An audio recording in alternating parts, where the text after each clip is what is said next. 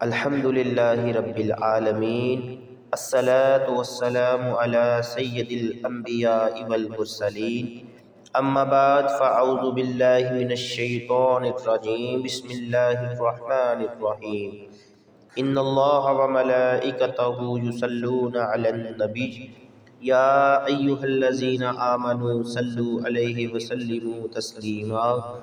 اللہم صلی علی سیدنا و مولانا محمد وعلی آل سیدنا و مولانا محمد وبارک وسلم علیہ۔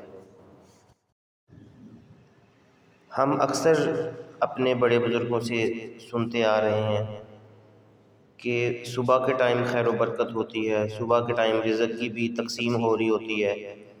تو آج کی جو حدیث مبارکہ اسی حوالے سے ہے کہ حضرت صخر بن وداعہ غامدی رضی اللہ تعالی عنہ سے روایت ہے کہ رسول اللہ صلی اللہ علیہ وآلہ وسلم نے فرمایا، اے اللہ میری امت کے لیے صبح کا وقت بابرکت بنا دے۔ انہوں نے کہا، رسول اللہ صلی اللہ علیہ وآلہ وسلم جب کوئی فوجی دستہ یا لشکر روانہ فرماتے تو صبح کے وقت روانہ فرماتے تھے۔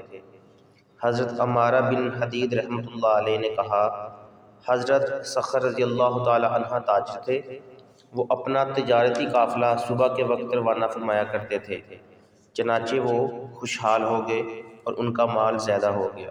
سبحان اللہ۔ اللہ رب العزت سے دعا ہے کہ اللہ رب العزت جو سنا اس پر عمل کر کے دوسروں تک پہنچانے کی توفیق عطا فرمائے۔ آمین ثم آمین، وآخر دعوانا ان الحمد للہ رب العالمین۔